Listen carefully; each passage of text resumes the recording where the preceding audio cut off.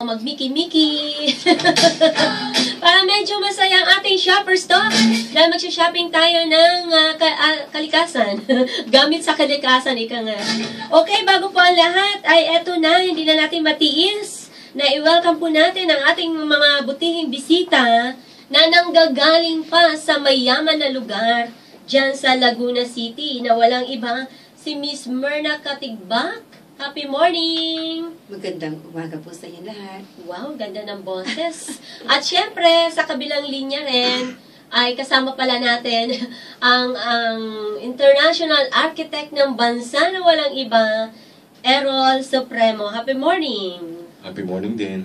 Ayan, ang gaganda ng boses ng mga talento ng bansa, no? Okay, eto po mga mahal natin taga-subaybay. Pero bago po ang lahat, ay kilala naman talaga yung etong ating bisita sa larangan ng landscaping dahil nga kilala ito sa mga nakakamanghang mga disenyo at marami na pong award ang natanggap at lumalabas na rin po ito sa television, dyaryo at ngayon nga po sa radyo. Ayan, at talaga pong makikita natin ang kanyang mga obra maestra sa pagla-landscaping dyan po sa Facebook. At mamaya i-announce niyan. O hala, meron po tayong katanungan muna. At happy morning ka muna, Miss Happy morning, Miss Myrna. Happy morning. Okay.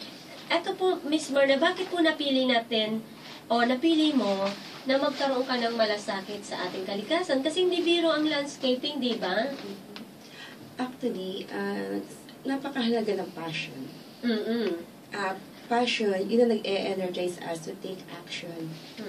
So, if we are passionate about something, talagang ibibigay natin yung best natin at pagmamalasakit. Kasi ang sa passion ang nag-drive dyan yung ating happiness. So, kung masaya tayo, kailangan masaya tayo sa ating kalikasan, sa nature, kailangan katulong tayo na i-preserve, i-protect, at i-conserve. Ayun. Para ma-enjoy natin ang ating kalikasan na bigyan ni Lord sa atin. Kasi free yun. Oo. Libre bigyan ni Tama. Lord. Kaya mamaya, abangan nila yan kung ano yung tamang pamimili ng ating mga yung halaman, saan tamang ipwesto, bakit kailangan ng mga katulad ninyo na mga nagla-landscape. Kasi hindi pwede yung basta tanim lang tayo ng tanim na walang art, di ba? So, yan din ay nilalakitan ng damdamin, ng tamang pagtingin. Diba? Kasi ang ginawa ng Diyos talaga namang napakaganda. Diba? So meron kasi talagang hindi alam kung paano ilagay sa tamang taniman yung mga halaman, lalo na pag may mga kulay, 'di ba? Hindi basta-basta na salpak-salpak lamang, 'di ba? Okay. Tama. Pero iwanan muna kita si International Architect Eugene Errol Supremo muna. Architect, balita namin 20 years ka na sa ibang bansa. Pero bago yan, bakit ba architect ang pinili mong kurso, no? Sa iyong, eto. Sige. Actually, nung high school pa lang ako, gusto ko talaga actually, third choice ko na architecture. First choice ko noon, gusto ko mag-PMA. Second choice ko maging artist. No? Sabi sa akin ng nanay ko, at that time, marami na mamatay sa ising, so malabo na yung PMA. Yung pangalawa, maraming pulubi na artist, wala na yung artist. So sabi ko, architect, baka malamang baka pwede pa. So naging architect ako. Ayun. Okay. So bilang architect, ano bang ibig sabihin ng architect? Kasi dito sa bansa natin, medyo mahilig magpagawa lang ng bahay yung ating mga kababayan na walang architect na kinukuha para mag-design ng kanilang bahay. Ano pa talagang ibig sabihin ng architect at bakit kailangan ng architect sa ating bansa? Ang arkitekto actually, yung word na architect is galing sa word na from Greek word na architekton or builder, no? Greek word yun. So actually yung arkitekto isang profesyon o isang lisensya para makapag-disenyo ng bahay, building at iba-iba pang mga infrastruktura na involve yung mga tao. No? So, yun po ang architect. Marami po rito na akakabay na arkitekto, iba pang profesyon, like interior design, urban design, environmental design, at landscape design, which is si Miss Frago is involved, no, sa interior sa landscape design. Pero yung mga ito po ay karagdagang pag-aaral po to na pwedeng isama sa pagiging arkitekto. May kanya-kanya pong board exam ito. Ayun. Oo nga. So, talagang hindi biro, ano? Oo, hindi biro. Pinag-aralan ng mabuti. 5 taon kami nag-aral. Tapos bago kami makapag-board exam, 2 taong pagiging intern. Yun ang requirement. So, 7 taon po yan bago ka makapag-board exam. Ayun. So, may ibig sabihin yan eh. Kung ibig sabihin lang, na napakalaga talaga ng pagiging isang architect. Kailangan talaga ng architect. Kasi, biruin mo, 7 years mong pinag-aaralan. At hindi rin basta-basta makapasa pa. Diba? Iilan lang ang pumapasa sa board exam para lang magkaroon ng lisensya. So, hindi biro. Ngayon, balik tayo kay Miss Myrna. Ayan. So, tanim-tanim tayo. Paano ba ang tamang pamimili ng mga halaman para sa ating tahanan? At bakit din ba kailangan may isang katulad ninyo na landscaping na kilalang expert sa tamang pagtatanim ng mga halaman? Kasi ang purpose talaga ng isang designer, siya yung... Pero, teka lang, di ba architect ka rin? Architecture yung course ko. Oo. Pero, siguro, blessing, kasi meron tayong eye sa mga plants. Kasi yung husband ko naman, a plant lover naman siya. Kasi siya, ang first love niya, agriculture. Ayun. Tapos, ako naman, sa design, pinag-marriage namin yun. So, pag marriage, ito yung lumabas. So, napapunta kami sa landscaping. So, yun. So, malaki natutulong kasi ng landscape. Lalo sa mga project ng mga arkitekto. Kasi, na-enhance niya yung design ng building.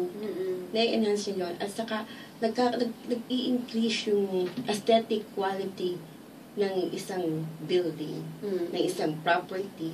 So, napakahalaga ng isang designer sa mga landscape. So, marami din, may napapansin din kasi tayo, no, na ang gaganda ng bahay, diba? Pero nakita natin yung kanilang pananim parang nasa gubat.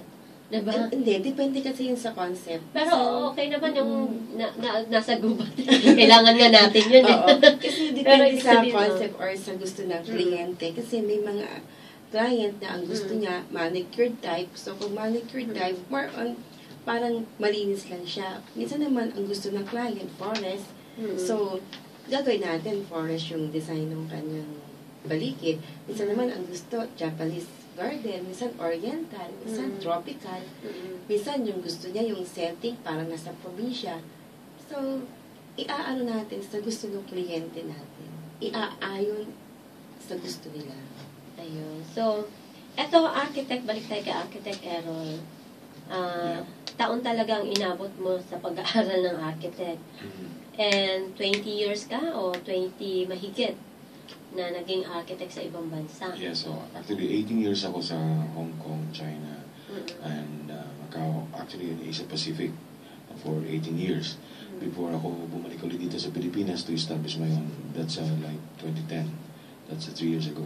Yeah. Wow. So, saan ka export? Sa bahay? Sa building? Sa ano? Actually, ang arkitekto naman, hindi naman wala namang distinction in terms of project. Kung ano po yung bibigay sa kanya, ay tilalapit sa kanya, yun po yung...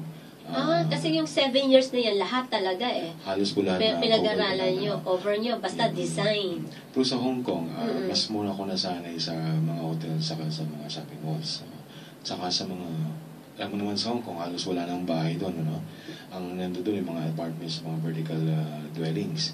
So, na-involve ako sa mga apartments, mga condominiums apartments. Ipaliwanag mo nga yan, architect, na ano ang kaibahan ng may gamit, halimbawa ako, magpatayo ako ng bahay, na may architect, nagdidisenyo, kaysa ako lang, or yung contractor lang, ang basta gumagawa ng aking bahay. Ano bang kaibahan at bakit, ano? Well, sa nasabi nga ni Miss Frago, na naiba talaga, maganda talaga, meron kang expert na nag-guide sa'yo sa mga ginagawa mo. Hindi naman tayo lahat ay nag-aaral sa lahat ng mga bagay. So, ang arkitekto talagang pinag-aaral para diyan, para magkaroon ng direksyon, may tama at magbigay ng solusyon ang mga pangangailangan sa bahay. Hindi lang sa bahay, sa building o sa mga infrastruktura. So, dito po sa pagsasanay namin, tinuro sa amin paano himayin ang mga ideas, paano planuhin ng mabuti yung mga pangangailangan sa loob ng bahay, yung aktibidades sa mga tao sa loob nito, at paano po malagyan ng tamang budget, yung importante yun, budget. Tapos, kasi, makat muna kita, architect, kasi nga naman, merong talagang nagpapagawa ng bahay, tinitibag uli, pag may naisip. Kasi nga, yung pala daw may mali. So yan, kaya pumapasok kayong mga architect. Kasi walang direksyon. Ayun. Kaya dapat, bago ko pala magsimula ng proyekto, dapat sa una palang himayin mo na lahat ang plano, ayusin mo, tama o hindi. Tapos bago pa namin i-implement yung plano na yon, i-layout namin sa site para ma-feel ang tao eksaktong proportion niya in terms of human scale, no? So, dapat maitama mo yung lahat. Minsan nga sa bagong... Lalo na sukat, architect? Saka ngayon, sa bagong kapanahon na ngayon, may 3D, na ipapakita namin ang actual na itsura na hindi pa man naman ginagawa, makikita mo parang tunay na. So, yun ang mga pangangailangan natin sa para maitama natin at walang pagkakamali sa mga ginagawa. At hindi na sayang yung budget. Kung may budget ka rin lang naman. Importante yan, no? Ang direksyon actually importante. Kasi karamihan naman sa mga nagpapagawa ng bahay, may budget. Kaya nga sila nagpagawa, di ba, may budget. Kaya lang, hindi practical kung hindi sila gagamit ng architect. Kasi nga, tulad ng sinabi mo nga, na mauuwi yun sa maling well, depende naman. Mayroon naman mga, kung maliliit naman na bagay, pwede naman na... Mga rules lang. Pwede naman siguro gawin nila sa sarili nila, no? Pero may tamang guidance pa rin. For example, and then may internet sa atin, pwede lang himayin yung mga ideas nila from the internet.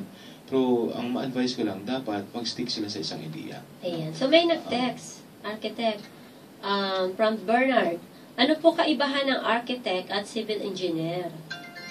Okay. Actually, ang architect, siya yung nagli-lead ng design ng project. No? Ang civil engineer kasi, papasok yan pag may disenyo na. Actually, i-design ng engineer, gagawa ng structural design ng isang building na na-design na ng architect. Usually, gano'n lang. Pero may mga infrastruktura tayo na hindi na kailangan minsan ng architect, lalo yung mga roads and bridges. No? Mga yan, hindi na kailangan design. Ang kailangan may design yung struktura na dapat maging matibay siya, na angkop siya sa kapanahon na lang sa mga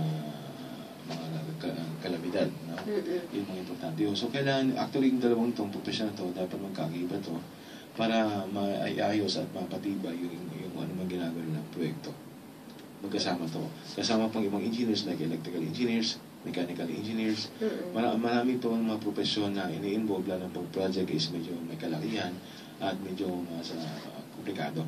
Okay. Malinaw-linaw, pero mamaya pag-usapan natin mga budget naman dyan, architect. Okay, balik tayo kay Miss Merna. At ano pa ba ang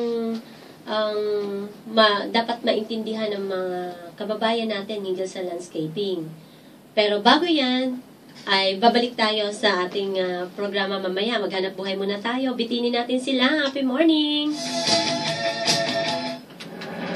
EBC, Eagle Broadcasting Corporation.